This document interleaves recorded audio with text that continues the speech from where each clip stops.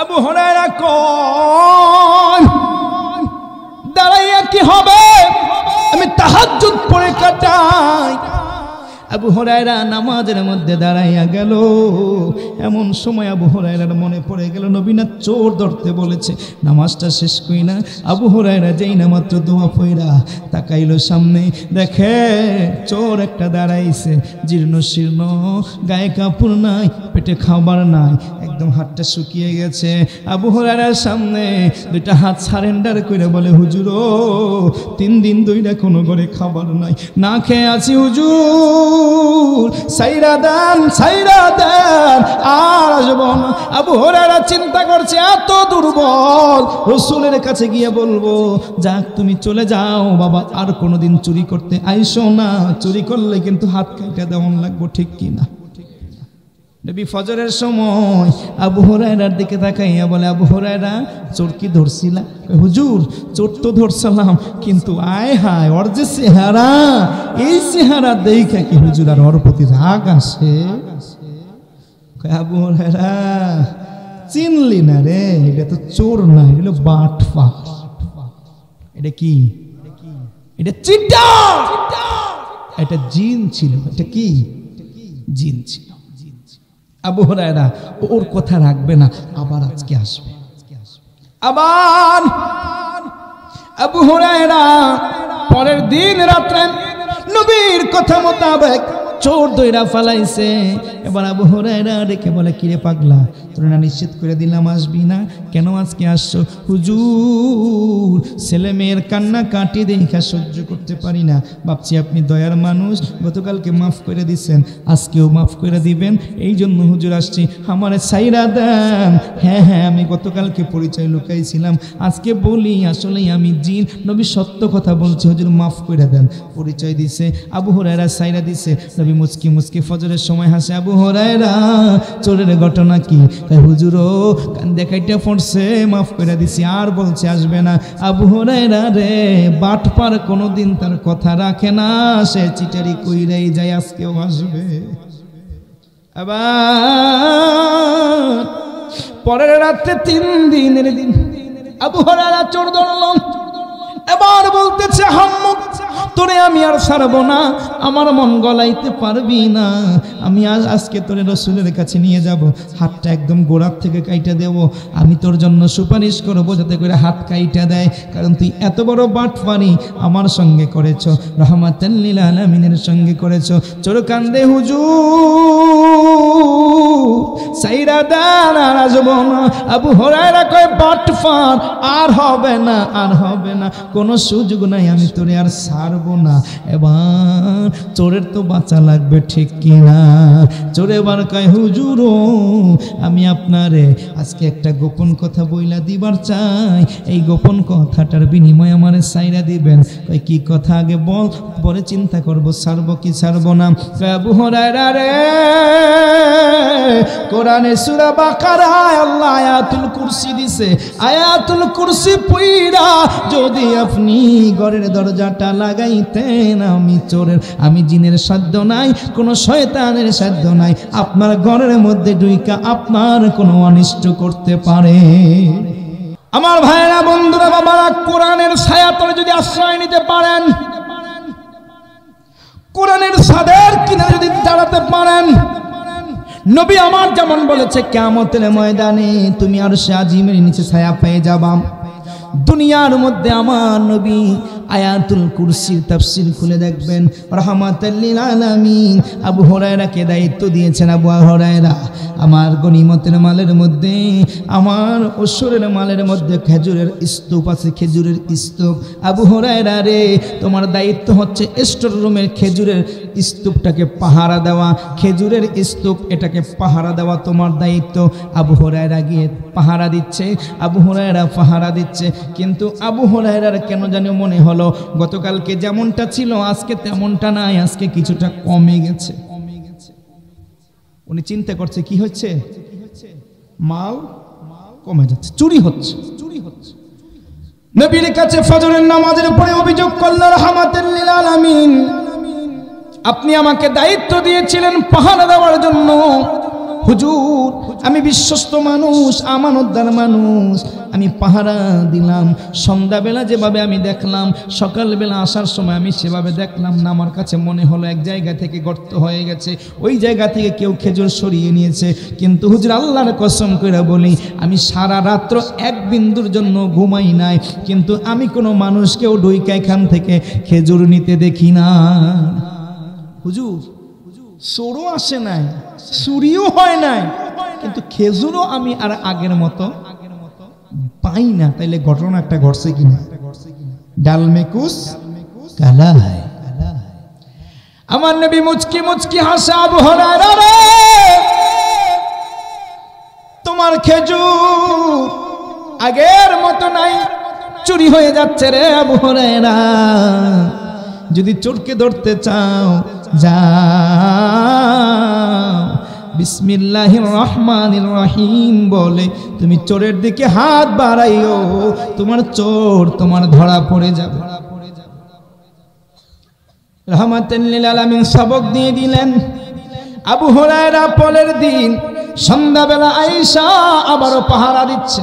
গভীর রাত হচ্ছে, আবু হুরায়রার নিয়ম বসে বসে কি করব এই সময়টা নামাজে কাটাইয়া দিলে একদিকে পাহারাও হবে আর একদিকে নামাজের সওয়াব পাওয়া যাবে কিনা? কথা কয় না।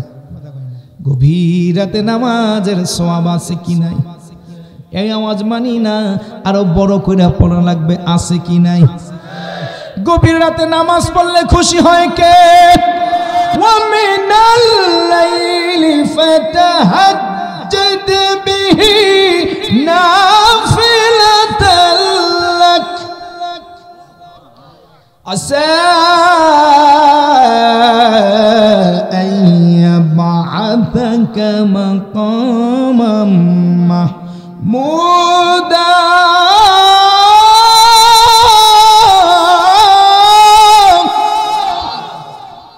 বাবা গভীর রাতে যদি 2 রাকাত নামাজ পড়তে পারো, আমার আল্লাহ বলে তোমার জন্য 2 রাকাত নামাজ আমি স্বেচ্ছায় দিয়ে দিলাম। আমি ফজর ফরজ করে দিলাম, বান্দা পড়া লাগবে, আবশ্যক না বললে কষ্ট পাবো। আমি জোহর আবশ্যক করে দিলাম, আসর আবশ্যক করে দিলাম, আমি মাগরিব আবশ্যক করে দিলাম, এশা আবশ্যক করে দিলাম। কিন্তু গভীর রাতে আর এক ওয়াক্ত নামাজ আমি আল্লাহ তোমার জন্য আশা কইরা বইসা রইলাম।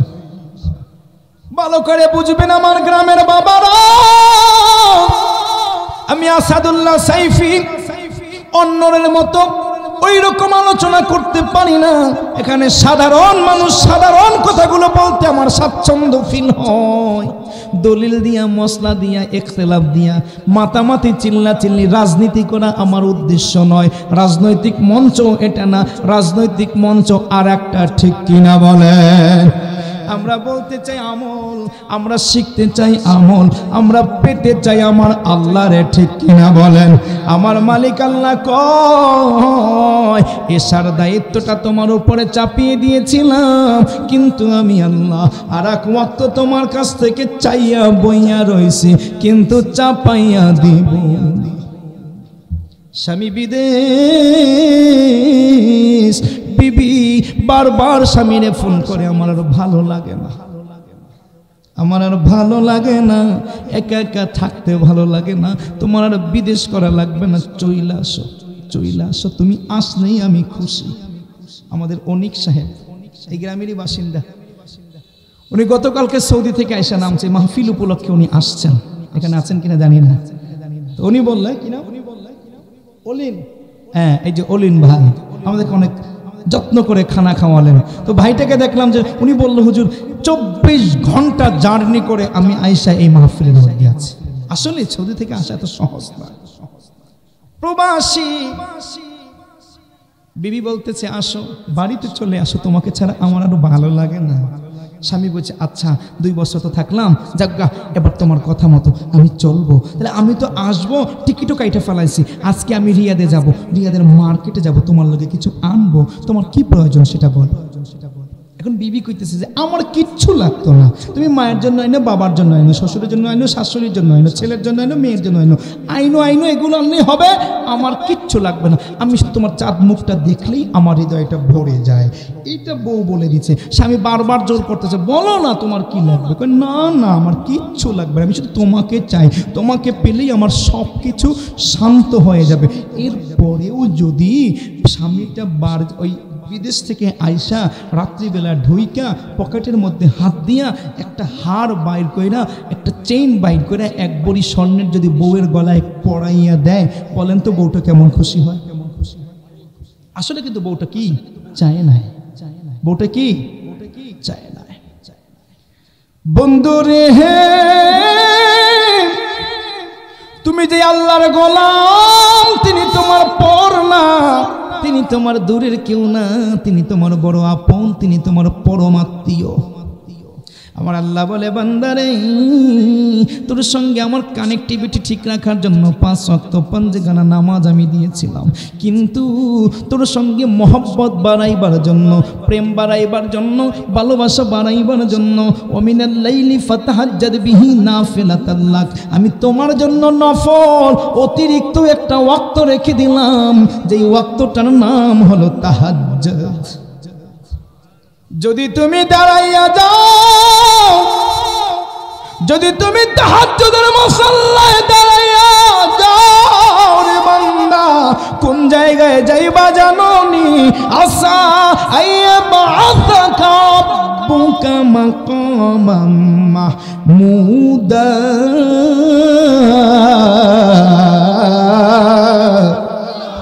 মাকামে মাহমুদ আমি আল্লাহ তোমার জন্য নির্ধারণ করে দিব।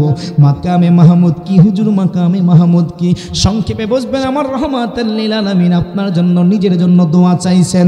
নবী আমার ডেকে বলে, উম্মত রে, আজান যখন হয়ে যাবে, আজান হয়ে গেলে তোমরা প্রতিবার আজান শুনলে দুইটা হাত তুইলা আমি আল্লাহর কাছে ডাইকা ডাইকা বলবা, রব আল্লাহুম্মা রাব্বা হাদিহি দাওয়াতিত তাম্মা ওয়াস সালাতিল কাইমা আতি মুহাম্মাদানিল ওয়াসিলাতা ওয়াল ফাদিলা ওয়াদ দারাজাতার রাফিআ ওয়া বা'থু মাকামান মাহমুদানিল্লাযী ওয়া'আদতা ওয়ারযুকনা শাফাআতাহু ইয়াওমাল কিয়ামা ইন্নাকা লা তুখলিফুল মিআদ। আল্লাহুম্মা আমিন। নবী আমার ডেকে বলে, জানোনি আমি আল্লাহর কাছে মাকামে মাহমুদ প্রত্যাশা করি।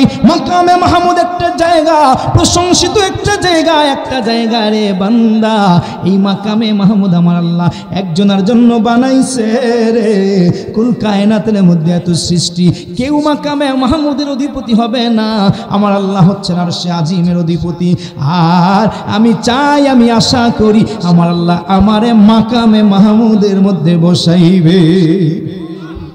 এবার ও তাহাজ্জুদ গুজারি, আমার ওই আল্লাহ বলছে, বান্দারে আমি আমার বন্ধুরে মাকামে মাহমুদ দিব, তবে আমার বন্ধু একটা শর্ত জুইরা দিছে। আমার বন্ধুরে যখন প্রথমবার মাকামে মাহমুদ দেওয়ার জন্য ডাক দিছিলাম, জিবরাইল যাইয়া কয়, নবী গো আসেন, আপনি আসেন রাহমাতাল লিল আলামিন, আপনি মাকামে মাহমুদ থাকবেন, আমার আল্লাহ আর আপনি একত্রে থাকবেন, দুনিয়ার মাটিতে আপনার থাকা লাগবে না, দায়িত্ব কমপ্লিট হয়ে গেছে। নবী আমার জিগায়, রে জিবরাইল ওই জায়গায় কি আমার উম্মত থাকবে নি? নবী গো দামি জায়গা, আরশে আজিমের একটা জায়গা, এইখানে আপনার উম্মত থাকবে না। আমার নবী কয়, জিবরাইল রে প্রত্যাখ্যান করলাম, ফিরাইয়া দিলাম রে, যেইখানে উম্মত নাই সেইখানে রহমাতুল লিল আলামিন যাইতে পারে না। জিবরাইল রে ওই আরশে আজিমে আমি যাব না, ওই চেয়ারে আমি বসবো না, আমি আমার উম্মত নিয়ে মাটির জমিনের মধ্যে থাকবো।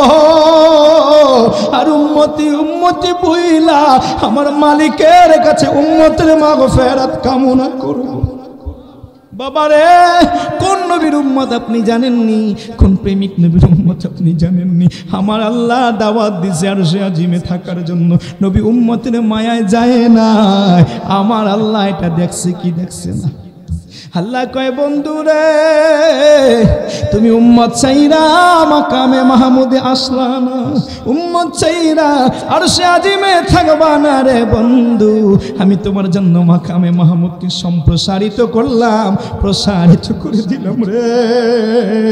আমার মাকামে মাহমুদটা বাড়াইলাম, আসন বাড়াইলাম, তবে সবার জন্য না, যারা তোমারে ভালোবাসে, আমারে ভালোবাসে। রাত্র গভীর হবে, আরামের বিছানায় যাইবে, কিন্তু পুরোটা আরাম করবে না গো নবী। ওইটা আবার দাঁড়াইয়া আমার কদমে সিজদা দিবে, তাহাজ্জুদ পড়বে। ওদের জন্য আমি আল্লাহ তোমার সঙ্গে মাকামে মাহমুদে থাকার ব্যবস্থা করে দিব। নারায়ে তাকবীর। আবু হুরায়রা কয় দাঁড়াইয়া কি হবে, আমি তাহাজ্জুদ পড়ে কাটাই। আবু হুরায়রা নামাজের মধ্যে দাঁড়াইয়া গেল। এমন সময় আবু হুরায়রার মনে পড়ে গেল নবী না চোর ধরতে বলেছে। নামাজটা শেষ করি না, আবু হুরায়রা যেই না মাত্র দোয়া পড়া তাকাইল সামনে, দেখে চোর একটা দাঁড়াইছে, জীর্ণ শীর্ণ, গায়ে কাপড় নাই, পেটে খাবার নাই, একদম হাতটা শুকিয়ে গেছে। আবু হুরায়রার সামনে দুইটা হাত সারেন্ডার করে বলে, হুজুর 3 দিন 2 কোনো ঘরে খাবার নাই, না খেয়ে আছি হুজুর, সাইরা দেন, সাইরা দেন, আর আসবো না। আবু হুরায়রা চিন্তা করছে এত দুর্বল, রাসূলের কাছে গিয়ে বলবো যাক তুমি চলে যাও বাবা, আর কোনোদিন চুরি করতে আইসো না, চুরি করলে কিন্তু হাত কাটা দেওয়ান লাগবো, ঠিক কিনা? নবী ফজরের সময় আবু হুরায়রার দিকে তাকাইয়া বলে, আবু হুরায়রা চোর কি ধরছিলা? হুজুর চোর তো ধরছিলাম, কিন্তু আয় হায় ওর যে চেহারা, এই চেহারা দেখা কি হুজুর আর ওর প্রতি রাগ আসে? আবু হুরায়রা চিনলি না রে, এটা তো চোর না, এটা বাটপার। এটা কি? এটা চিটার, এটা জিন ছিল। এটা কি? জিন ছিল। আবু হুরায়রা ওর কথা রাখবে না, আবার আজকে আসবে। আবার আবু হুরায়রা পরের দিন রাত্রে নবীর কথা মোতাবেক চোর দইরা ফালাইছে। এবার আবু হুরায়রা ডেকে বলে, কিরে পাগলা, তোর না নিশ্চিত করে দিলাম আসবি না, কেন আজকে আসছো? হুজুর ছেলে মেয়ের কান্না কাটি দেখা সহ্য করতে পারি না, ভাবছি আপনি দয়ার মানুষ, গতকালকে মাফ করে দিচ্ছেন, আজকেও মাফ করে দিবেন, এই জন্য হুজুর আসছি, আমারে ছাইরা দেন। হ্যাঁ হ্যাঁ, আমি গতকালকে পরিচয় লুকাইছিলাম, আজকে বলি আসলেই আমি জিন। নবী সত্য কথা বলছে, হুজুর মাফ করে দেন। পরিচয় দিছে, আবু হুরায়রা ছাইরা দিছে। নবী মুচকি মুচকি ফজরের সময় হাসে, আবু হুরায়রা চোরের ঘটনা কি? হুজুর কান দেখাইটা পড়ছে, মাফ করে দিছি, আর বলছে আসবে না। আবু হুরায়রা রে বাটপার, কোনোদিন তার কথা রাখে না, সে চিটারি কইরাই যায়, আজকেও আসবে। আবার পরের রাতে 3 দিনের দিন আবু হুরায়রা চোর ধরল। এবার বলতেছে, হাম্মুক তোরে আমি আর ছাড়বো না, আমার মন গলাইতে পারবি না, আমি আজকে তোরে রাসূলের কাছে নিয়ে যাব, হাতটা একদম গোড়ার থেকে কাইটা দেব, আমি তোর জন্য সুপারিশ করবো যাতে করে হাত কাইটা দেয়, কারণ তুই এত বড় বাটপারি আমার সঙ্গে করেছ, রাহমাতাল লিল আলামিনের সঙ্গে করেছ। চোর কান্দে, হুজুর সাইরা দেন, আর আসবো না। আবু হুরায়রা কয়, বাটপার আর হবে না, আর হবে না, কোনো সুযোগ নাই, আমি তোরে আর ছাড়বো না। এবার চোরের তো বাঁচা লাগবে, ঠিক কিনা? চোরে এবার কয়, হুজুর আমি আপনারে আজকে একটা গোপন কথা বইলা দিবার চাই, এই গোপন কথাটার বিনিময়ে আমারে ছাইরা দিবেন। কয় কি কথা আগে বল, পরে চিন্তা করবো ছাড়বো কি ছাড়বো না। কয়, আবু হুরায়রা রে, কোরআনে সূরা বাকারায় আল্লাহ আয়াতুল কুরসি দিছে, আয়াতুল কুরসি পড়া যদি আপনি ঘরের দরজাটা লাগাইতেন, আমি চোরের, আমি জিনের সাধ্য নাই, কোনো শয়তানের সাধ্য নাই, আপনার ঘরের মধ্যে ঢুইকা আপনার কোনো অনিষ্ট করতে পারে। হুজুর আয়াতুল কুরসি পড়ে দরজার খিল লাগাইলে চোর ঢুকবে না, বাটপার ঢুকবে না, চিটার ঢুকবে না, শয়তান ঢুকবে না, ইবলিস ঢুকবে না, কিচ্ছু ঢুকবে না, ঘর একদম নিরাপদ পুরো রাতের জন্য। হুজুর এই যে আমি আপনাকে বলে দিলাম, কালকে থেকে তো আপনি এই আমল করবেন, আমার তো আর ঢোকার সুযোগ থাকবে না, আজকে আমার সাইরা দেন। আবু হুরায়রা চিন্তা করছে, আল্লাহ তো কইছি হাল জাযাউল ইহসান ইল্লাল ইহসান, ইহসানের বিনিময়ে তো ইহসানই করতে হয়। ও আমাকে এত বড় একটা আমল শিখাইছে, আমার ওর একটু ইহসান করা দরকার না? সাহাবীদের মন তো মিয়া মর্মের মতো নরম ছিল, এরা তো সবসময় দিলটা মানুষকে উজাড় করে দিত, এরা তো মানুষের সামনে কোনো রাগ করতে পারতো না, গোসা করতে পারতো না, এরা তো নিজের রাগের জন্য কখনো যুদ্ধ করে নাই। হযরতে আলী কাররামাল্লাহু ওয়াজহাহু যুদ্ধ করছেন, বীর দর্পে যুদ্ধ করছেন, কাফেরকে ভুলুণ্ঠিত করেছেন, মাটির মধ্যে শোয়াইছেন, বুকের মধ্যে পা দিয়েছেন, তলোয়ারটা গলার মধ্যে চালিয়ে দিবেন, এমন সময় নিচ থেকে কাফেরটা একটা থুথু হযরতে মাওলা আলীর চেহারার মধ্যে মেরে দিল, আলী তাকে ছেড়ে দিলেন। কাফের উঠে দাঁড়ালো, যুদ্ধ করবে কি? এবার সে অবাক হয়ে বলে, আলী, ও আলী, তুমি না আমাকে জবাই করার কথা, আমি না তোমার সঙ্গে তোমাকে কতবার আক্রমণ করলাম, কতবার তোমার উপরে আক্রমণ চালালাম, একটু 19 থেকে 20 হয়ে গেলে তুমি এতক্ষণে শহীদ হয়ে যেতা, তুমি এতক্ষণে মারা যেতা, অথচ সেই তুমি আমাকে পায়ের মধ্যে ফেলাইলা, আমি রাগ কইরা ঘৃণায় তোমার উপরে থুথু মারলাম, আর তুমি আমাকে ছেড়ে দিলা, ব্যাপারটা কি? আলী বলে, পাগলা, তুই কি বোঝো না? আলী, আমি কি যুদ্ধ করি আমার নিজের জন্য?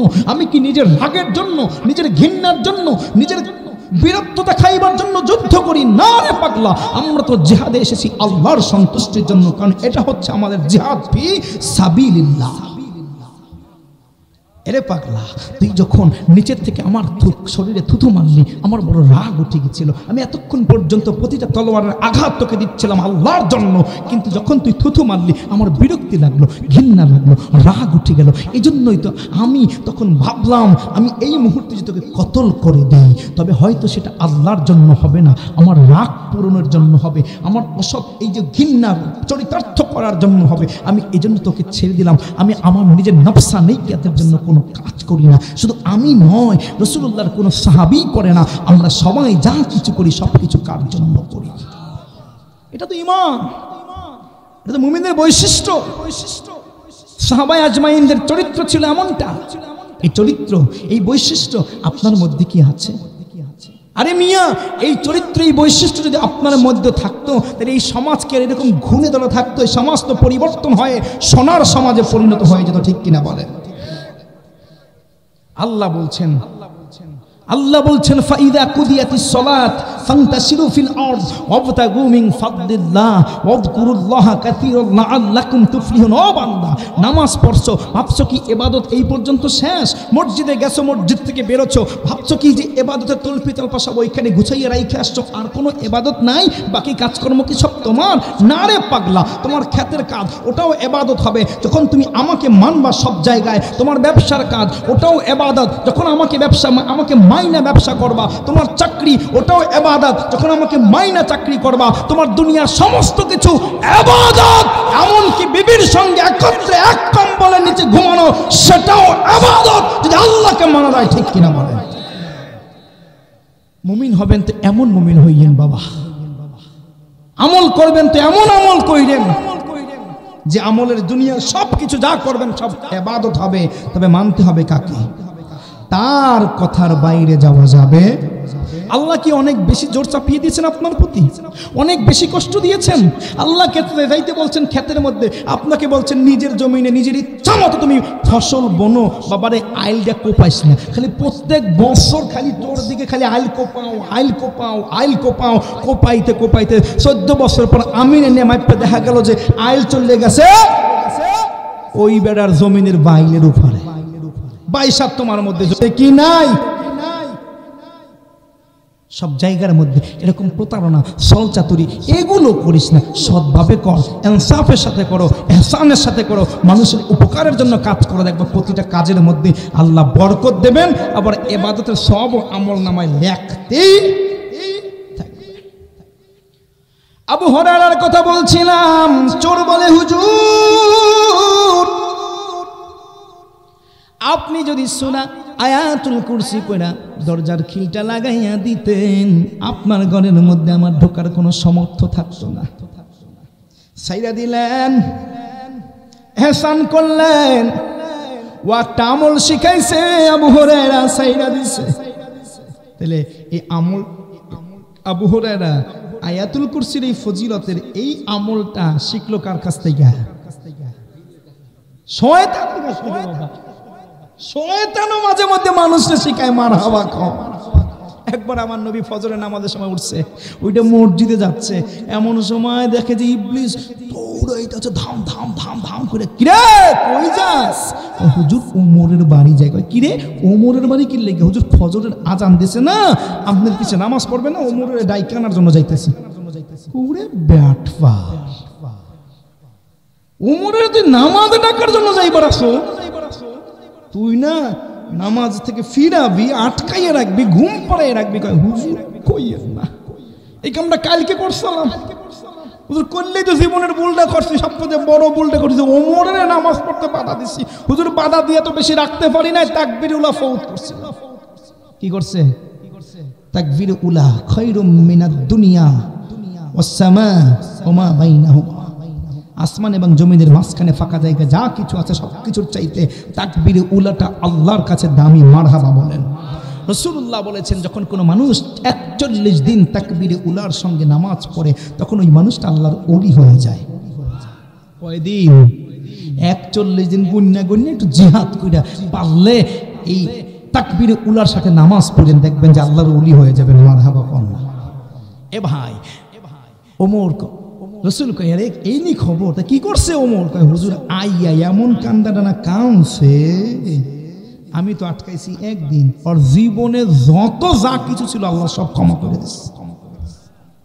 এখন হুজুর আপনি কোন আজগো আবার ওরে আটকাই, যদি নামাজে না আইতে পারে আজগো কান্দে আবার কোথায় কি করিয়া ফেলায়, হুজুর তো আমার সব যাইব, চাকরি থাকবো না। এই জন্য তাড়াতাড়ি ডাইকে দেবো, যাতে করে আইয়া রেগুলার যে সওয়াব পায় ওইটা যেন পায়, বেশি যাতে করে না পায়। মারহাবা বলেন। আপনি কোন আল্লাহর গোলাম ভাবতে পারেন মিয়া? পাপ করলেও সওয়াব হয়।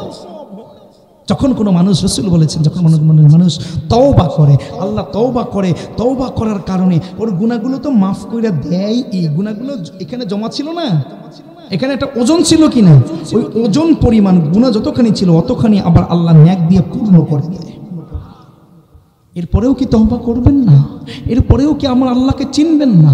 এরপরেও কি মালিকের সঙ্গে সম্পর্ক করবেন না? এরপরেও কি আপনি আল্লাহর গোলামি করবেন না? এরপরেও কি মালিকের সঙ্গে দুশ্মনী করবেন?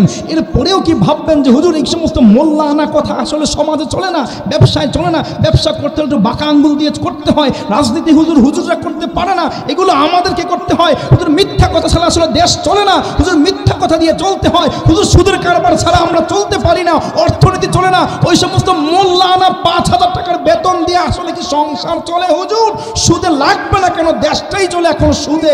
এই সমস্ত কথা বইলা আপনি আল্লাহর বিরুদ্ধে কইরা কি আপনি বাঁচতে পারবেন? ভাই রে,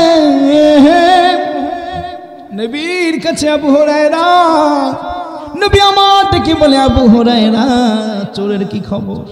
কয় হুজুর চোর আজকেও ধরছিলাম, তবে আমার একটা শিখাইয়া দিয়ে গেছে, হুজুর আয়াতুল কুরসি পড়লে নাকি আর কোনোদিন চোর প্রবেশ করবে না, জিন প্রবেশ করতে পারবে না। আমার নবী রাহমাতাল লিল আলামিন হাসে আর বলে, আরে আবু হুরায়রা, যদিও শয়তান কিন্তু কথাটা মিথ্যা বলে না।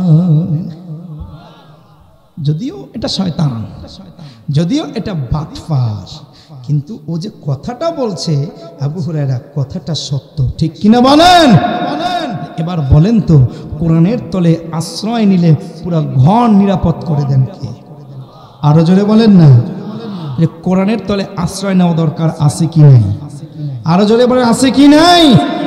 আরে ভাই মনে রাখবেন, দুনিয়ার মধ্যে কোরআনকে যারা হাতিয়ার বানায়, কোরআনকে যারা ঢাল বানাবে, আমার আল্লাহর শায়েরকে যারা ঢাল বানিয়ে চলবে, দুনিয়ার কোনো বাধা তাদের কোনো ক্ষতি করতে পারবে না। রক্ষা করবেন কে? আরো জোরে বলেন। এটা শুধু আজকের নয়, আমার আল্লাহ সূরা ফিলের মধ্যে বলছে, আলাম তারা কাইফা ফাআলা রাব্বুকা বিআসহাবিল ফিল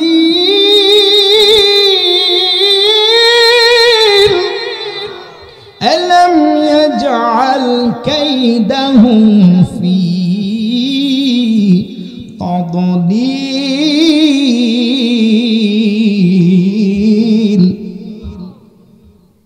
আব্রাহা ইয়ামেনের বাদশা গির্জা বানিয়েছে, হজ করার জন্য দাওয়াত দিছে, কিন্তু লোকেরা যায় না। কেউ একজন যাইয়া আগুন দিয়া পোড়াইয়া দিছে, রাগটা কাবা ঘরের উপরে আর মক্কার উপরে। কাবাঘর ধ্বংস করে দিবে, মক্কার মানুষগুলোকে ধ্বংস করে দিবে, কারণ ওরাই এই অপকর্মটা করেছে।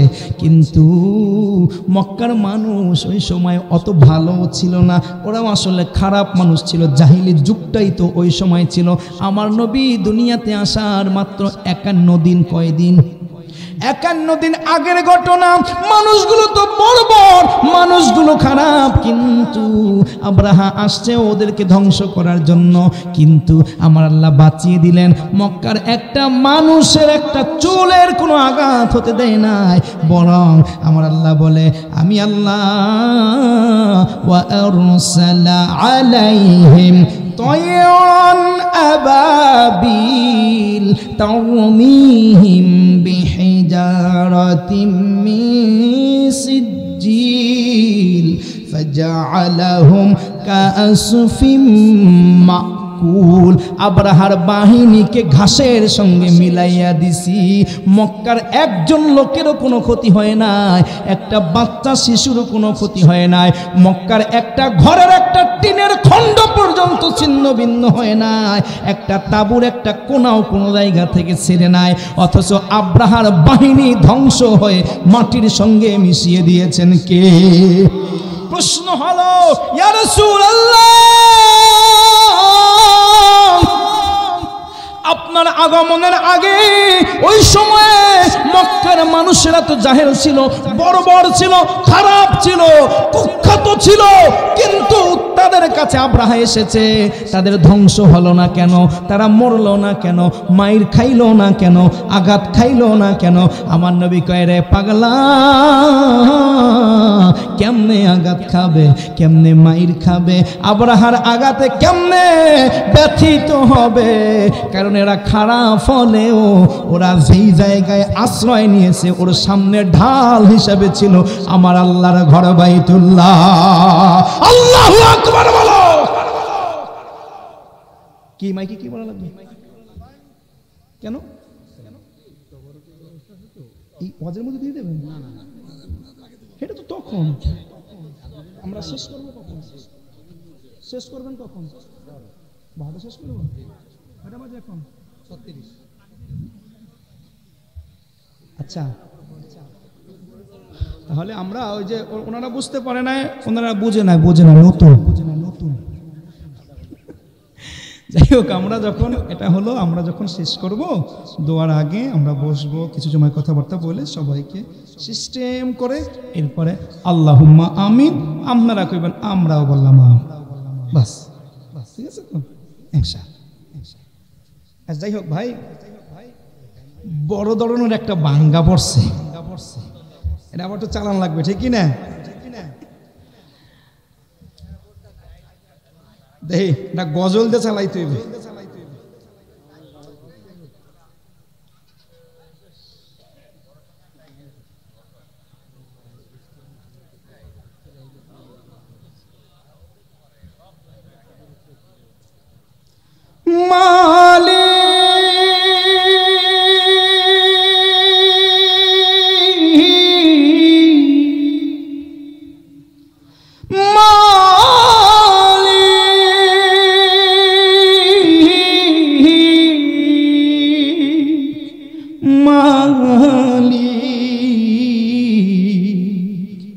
একটি ঘর বানিয়ে দিও,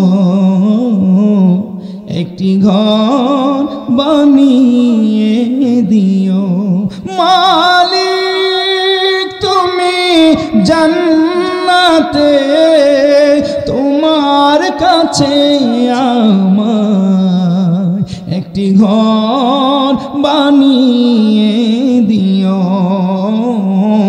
একটি ঘর বানিয়ে দিও। চাই কি না? জোরে বলেন না। জান্নাতে এমন জায়গায় একটা ঘর চাই, জানালাটা খুললেই যেন আমার আল্লাহকে দেখা যায়, ঠিক কিনা বলেন? সে বিভীষিকাময় মহাদিনে তোমার প্রতিবেশী কুরে নিও মালিক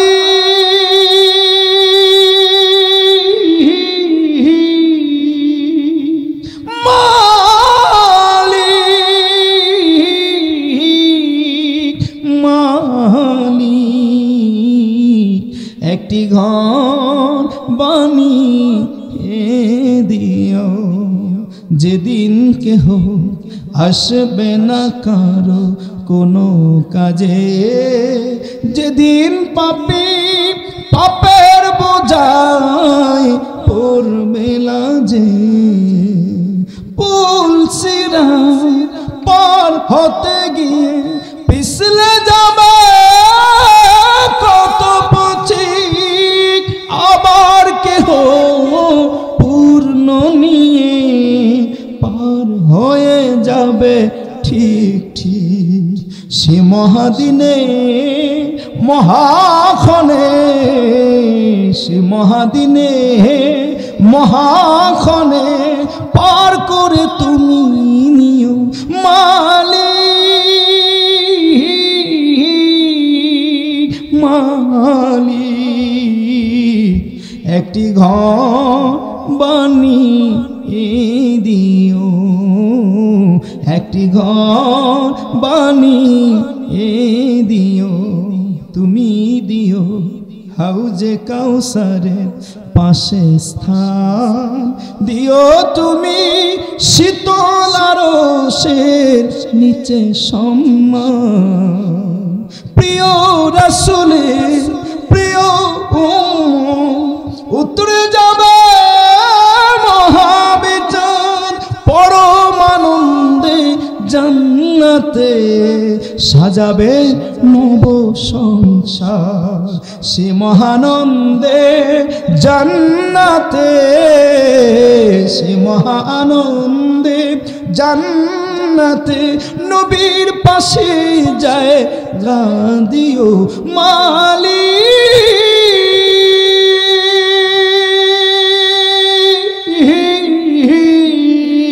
মালিক একটি ঘর বানিয়ে দিও একটি ঘর বানিয়ে দিও একটি ঘর বানিয়ে দিও আমিন এ আওয়াজ হবে না আরো জোরে বলো আল্লাহুম্মা আমিন কেন ঘরটা চাই রে বাবা ওই যে শুরু করছিলাম আল্লাহ বলে রে পাগলা ওরা কাফের হতে পারে ওরা বেদিন হতে পারে জাহেল হতে পারে কিন্তু আশ্রয় নিয়েছে কাবা ঘরের কিনারায় এজন্য আমি কাবার দুশমন দিয়া ওদের মারতে পারি না বন্ধুরে বাবারে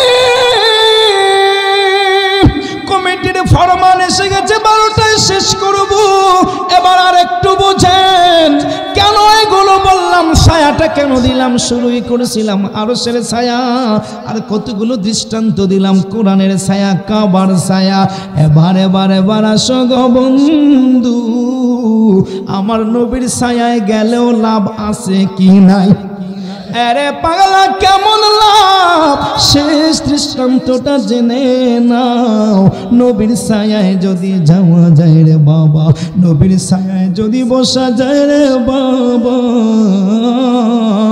নবী লাগবে না এখন যেমন নবী নাই ১৫০০ বছর আগে নবী ছিল নবীর আগমনের এমন ২০০০ বছর আগে এখন তো ১৫০০ বছর আগে নবী ছিল আমরা এইটা বলি আর নবী এখনো আসে নাই নবী আসবে ২০০০ বছর আগে একজন বাদশা তুব্বাতুল আউয়াল হুমায়রি ইয়ামেন দেশের বাদশা আমার নবীর ছায়ায় আয়েশা আশ্রয় নিছে কেমন আশ্রয় নিছে জানোনি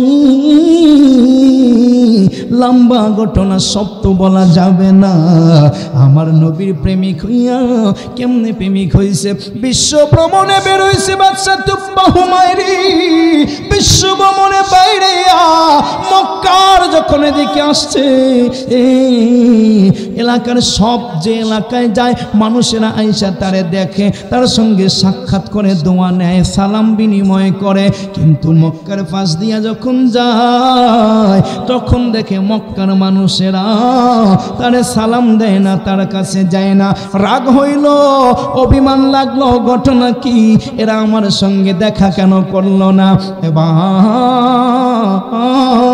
লোকদেরকে জিজ্ঞেস করে, পণ্ডিতদেরকে নিজের, কয় হুজুর কেমনে ওরা আসবে? কারণ ওদের কাছে একটা ঘর আছে, ওই ঘরটা আল্লাহর ঘর। ইন্না আউয়ালা বাইতিন বুদিয়া লিন্নাস লাল্লাযী বিবাক্কাতিন মুবারাকা। কয় বাদশা, ওদের একটা ঘর আছে, এই ঘরটা আল্লাহর ঘর, এইখানে মানুষ জিয়ারত করতে আসে, হাজার হাজার লক্ষ লক্ষ মানুষ আছে। এই জন্য ওদের এখানে এসে ওদের দোয়া নেয়। ওরা কারো কাছে দোয়া আনতে যাইবে, কারো কাছে স্নেহ ভালোবাসা মমতা আনতে যাইবে, এইটা ওদের মধ্যে নাই। এই অহংকারে, ওই ঘরের প্রভাবে ওরা যায় না। এই নি খবর, দাপট ঘরের, ও ঘর আমি আর রাখতাম না। ঘর কি করবে? বাঙ্গেলে যাও গা, আমার কাফেলার সেনাবাহিনীদেরকে নির্দেশ দাও, আমরা কালকে গিয়া ঘর ভেঙে গেলাম। রাতের মধ্যেই বাচ্চার শরীরের মধ্যে ফুচকা ফুচকা ফুচকা ফুচকা ওইটা পান্নে ওইটা পুরা শরীরে পচন ধরছে। কিরে ডাক্তাররা, কি ঘটনা? হুজুর আপনার মধ্যে তো কোনো রোগ দেখি না, তাহলে এমনটা হইলো কেন? হুজুর আপনার মনে কি কোনো খারাপ চিন্তা ভাবনা করছেন নাকি, খারাপ নিয়ত করছেন নাকি? সেই মনের রোগ মনে হয় আপনার শরীরে দেখা গেছে। এরে বেটা, খারাপ তো চিন্তা করি নাই, কিন্তু এটা চিন্তা করছি, কাবা ঘর ভেঙে গেলাম। হুজুর খবরদার এই কাম করতে যাইয়েন না, এটা আল্লাহর ঘর, এইখানে এই কাম করতে যাই না। তাই না কি? তাহলে কিতা করতাম? বাসমুখ কেমন করে? হুজুর তাড়াতাড়ি মদ বদলান, এতক্ষণ তো ভাঙ্গার মত করছে, হুজুর গড়ার মত করে, গড়মুখের তো গড়াই আছে। হুজুর তারপরও গড়ার চিন্তা করেন। এবার গেছে, এই মক্কার নেতা এখানে কারা আছো? হুজুর আমরা। কি গো, কি খবর? তোমাদের মক্কার কাবা ঘর, এটা আল্লাহর ঘর যদি হয়, এটাকে তোমরা এরকম উলঙ্গ রাখছো কেন? এটাকে খোলা রাখছো কেন? এটাকে জলদি করে আমার নিজের পারিশ্রমিক দিয়া, আমার নিজের লোক দিয়া, আমার নিজের অর্থ দিয়ে এটাকে গেলাপ জড়িয়ে দাও। এই যে কালো গেলাপটা দেখেন না, এই রাসূলুল্লাহর আগমনের 2000 বছর আগে বাদশা তুব্বাতুল আউয়াল হুমাইরি, উনি প্রথম তুব্বা, যিনি ইয়ামেন দেশের বাদশাদেরকে ওই সময় তুব্বা বলা হতো। যেমন মিশরের বাদশাদেরকে ফারাও বলা হয়, ফেরাউন বলা হয়। ফেরাউন আসলে কারো নাম না, উনি হচ্ছেন আমেন হোতেম হতে পারে ওনার নাম, অথবা অন্য যে কোনো নাম হতে পারে, কিন্তু ফেরাউন মানে হচ্ছে মিশরের বাদশাদের নাম। ঠিক তেমনি ইয়ামেনের বাদশাদের নাম ছিল তুব্বা। এই প্রথম তুব্বা, এই লোকটা এই প্রথম এই কাবাগরের উপরে গেলাপ জড়িয়ে দিচ্ছে। আজও প্রতি বছর আরাফার দিন কাবাগরে সেই নিয়মটা পালন হয়, ঠিক কিনা? তুব্বা কাবাগর ভাঙতে আইসা, ভাঙলো তো নাই, কাবার প্রেমে পড়ে গেল, প্রেমে পড়ে এমন একখান আইন, এমন একটা নিয়ম করে গেল, আজও সেই নিয়মটা পালন করে। আর আমরা হুজুররাও তুব্বার ওয়াশ করে বেড়াই, মারহাবা করে। এবার তুব্বা বলে, শোনো আমরা কই যাবো? কয় হুজুর, আলেমরা বলে হুজুর এই মক্কায় একজন নবী জন্মগ্রহণ করবে, কিন্তু এখানে থাকবে না গো। করুণ কাহিনী আমার নবীর শুনাইলো। হুজুর এখান থেকে উঠা এই এত সুন্দর মক্কা নগরী জন্ম হইয়া তিনি এখানে দিন কায়েম করতে পারবে না। এখান থেকে তিনি ইয়াসরিব চলে যাবেন, ওই ইয়াসরিবে তিনি একদম ভূমিহীন অবস্থায় যাবেন, পালিয়ে যাবেন, ওই জায়গায় গিয়ে থাকবেন। তুব্বা নবীর প্রেমে পইরা গেছে গো। এবার তুব্বা কয়, চলো ওই জায়গাটা আমি দেখব, ওই জায়গায় আমি যাব। ওই জায়গায় যাইয়া ইয়াসরিব দেখা দেখে এখানে কোনো জনপদ নাই, এখানে কোনো গ্রাম নাই, কোনো বাড়ি নাই, এখানে কোনো ঘর নাই, মরুভূমি। কিছু খেজুর গাছ দেখা যায় 2000 নবীর আগমনের 2000 বছর আগে।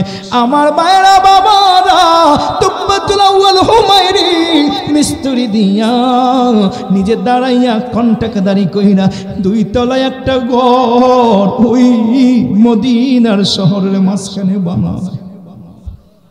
বানাইয়া, এই ঘরের ডাইনে বামে সামনে পিছনে 100 কইরা, চারদিকে আরো 400 ঘর। কত ঘর জোরে বলেন? বাছাই করছে গো। নিজের কাফেলার মধ্য থেকে জ্ঞানী পণ্ডিত গুণী 400 আলেম রে বাইর করছে। ও আলেমেরা রে, আমার সঙ্গে আর ইয়ামেনে যাওয়া লাগবে না। এই যে 400 ঘর আমি বানাইলাম, এক একটা ঘরে তোমরা পরিবার নিয়ে থাকবা। আর যিনি প্রধান আলেম তাকে টিম লিডার বানাইয়া ওই দোতলা ঘরের পাশে একটা ঘর দিয়া ওই দোতলা ঘরটারে খালি রাইখা তালাটা মাইরা চাবিটা হাতে দিয়া একটা চিঠি লেখা দিছে, ইয়া রাসূলুল্লাহ গো, আমি তুব্বাতুল আউয়াল হুমায়রি আপনার নাম শুনেছি, আপনার প্রেমে পড়ে গেছি, আপনার ভালোবাসায় পড়ে গেছি গো, আমার সালাম নিবেন। এই চিঠি যদি আপনার হাতে পৌঁছায় আমারে ওই সময় আপনার ধর্মের মুসলমান বানাইয়া নিবে। তুব্বাতুল আউয়াল হুমায়রি পাদ্রীর কাছে চিঠি দিয়া বলে, রে পাগলা, আমি জানি না কখন আসবে, যদি তোমার সময় ওই নবী আসে আমার কথা পৌঁছাইবা, সালাম দিবা, চিঠি দিবা, চাবিটা দিবা, এই ঘরটা তার জন্য বানাইলাম। তোমার সন্তানদের কাছে বলে যাইবা, তুমি না পাইলে তোমার সন্তানরা যেন তাদের কাছে বলে যায়। এমনি করে করে এমনি করে করে এমনি করে করে প্রজন্মের পরে প্রজন্ম আমার এই চাবিটা বহন করবা গো। এই বাড়িটাই আমি আমার ওই নবীর জন্য বানাইলাম। আমি বাদশা না, আমি দুনিয়ার তুব্বাতুল আউয়াল হুমায়রি হতে পারি, কিন্তু আমার বড় পরিচয় আমি ওই নবীর গোলাম। আরে নাম শুনিয়া হইলাম পাগল না দেখা নয়নে, বাবা নাম শুনিয়া হইলাম পাগল না দেখা নয়নে, ইয়া রাসূলুল্লাহ শুধু নাম শুনি কানে, ইয়া রাসূলুল্লাহ শুধু নাম শুনি কানে। নবীর প্রেমী কেমন আছে কি না, আরে দুরুদে দাঁড়াইলে মিলাদে দাঁড়াইলে কত পাগল কান্দে কান্দে বুক বাসায়, ঠিক কিনা বলো? আহারে বাবা গো,